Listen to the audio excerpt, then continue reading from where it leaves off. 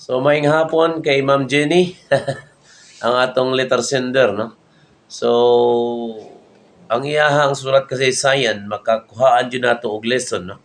Nga dili ta basta-basta magpadala og sa ato ang emosyon og sa ato ang tawag na mga kahinaan. Kay tan-awa siya. Nagbanuban og birthday, unya nakainom, naginom-inom ang mga laki, niinom pud siya. Nalipong hantod nga wa ka uli og ang iyang uyab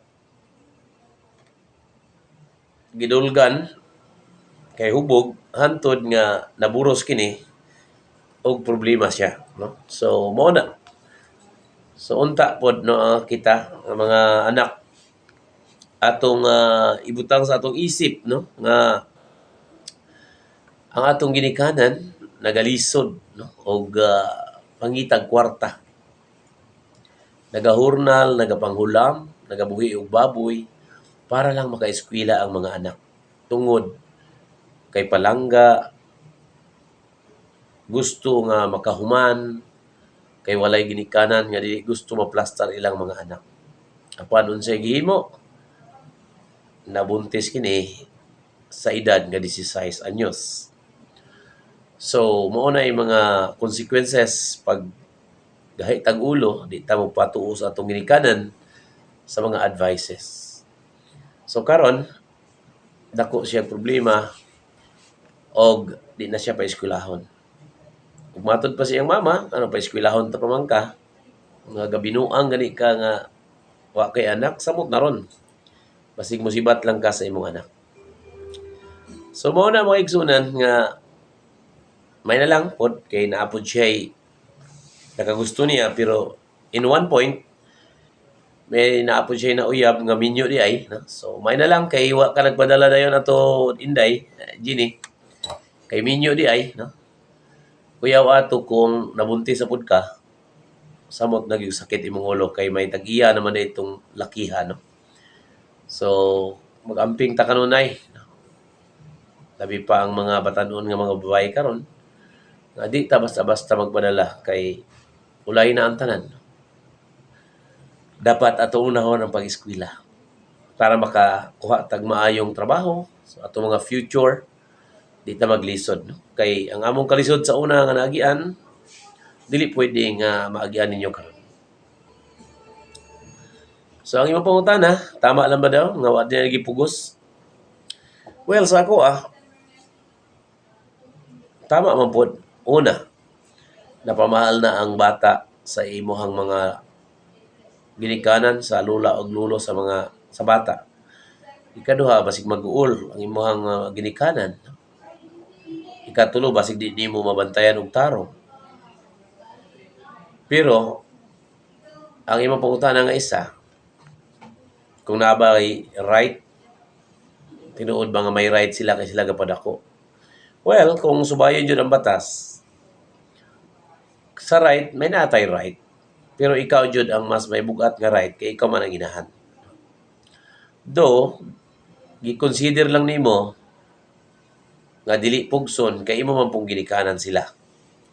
Which is okay gihapon nga desisyon kay wala man ka gipugos, no? So, lamang pa jud ka kay at least wala kay gibantayan og nakaanak na pug kag isa.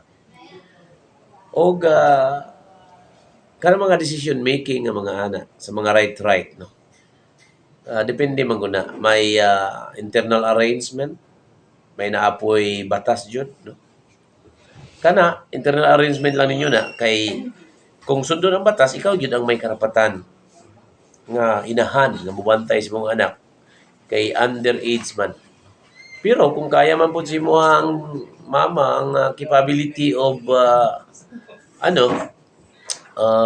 alaga, okay lang gihapon. So dili man nato masukat ng ato ang right sa atong karelasyon nga ginikanan nato. So kay willing man sila bubantay, dihan lang sa ilaha og napamahal na gid nila. Og ikaw may right ka. Kung gipugos nimo to, nagyog kay right. Pero respect na lang, respeto na lang sa imong ginikanan pod kay pabarangay nimo, imuha mang ginikanan, maulaw pud ta, no? Og pudpud lang atong tiil di gyapon ta makabawi sa pag-alaga o paghigugma sa atong ginikanan pag-amuma, no? So irespeto nato atong ginikanan og mahal nato kini ato kining tagaan og importansya ang relasyon, dili ang right. Okay? Pero kung pugson gini mo, ano na gyud kay right. Pero kay dako naman na karon, so ni adto na sa imuha. So ana na lang. So, daghang salamat nimo og maayong hapon at muntanan. Og salamat sa imuhang sulat kasaysayan. Oy, aduna tay kuan diri. Comment si Bay Shalimar G. Mandalugan. Mayong hapon Kuya Mar, shout out sa Mandalugan family. Shout out kay Kuya Rafi Manubud. Oy, diyan sa Kadulangan, taga Dungguan po na listener daw siya ng Dungguan. Ay, amigo ni si Rafi. Hello lang si Rafi. And Bingirin, shout out di Jimar. Hello diya sa Bubong Motorcycle Shop. Ug diya sa bilyaran ni Sumalpong. Hello sa inyong tanan din na. Sa Euros, hello. Kay Ninong-Ninang Natalia Dari the Door, may hapon din na. Kay JB sa Billiards, no? JB Billiards, kay Sir Julius. Hello sa inyong tanan din na. Signa din na si paring Bubong Hiraga, may hapon. Kay Commissioner Nel Arellano, may hapon.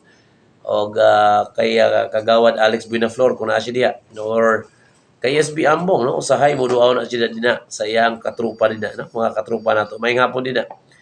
Tanan-tanan mga sika drivers din na nga nakapila karon diya sa kay Bilario. May hapon sa akong magulang diya. Kay Manang Bibing, kay Manoy Pidjo. Okay, so daghang salamat sa tanan mga listeners nato. Diya sa Water Source, kay Kukong Buendia, kay Sir Jerry Buendia, kay Sir Bobby Buendia, sa tanang mga Buendia family, hello sa inyo. Tanan-tanan mo din na nga naminaw karon may hapon atong tanan. Sa tanang barangay, Tanod Bipat, BHW, may hapon. Ug sa tanang mga daycare workers, may hapon atong tanan. Ug sa mga senior citizens, og sa labi na, sa presidente din na sa OSCA head, Tatay Tungan Palwa, may hapon din yung tanan din na. Ug sa tanang mga staff din na sa Senior Citizens Office, may hapon.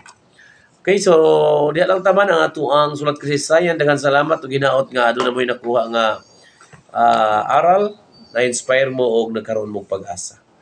So daghang salamat og sa uban nato din nga mga nag-request at ipatugtog karon ng inyong request kay aduna pa tayo 10 minutes. So may hapon atong tanan og God bless us all. So ato sa patugtugon ning inyong pangayo nga mga kanta karong hapon.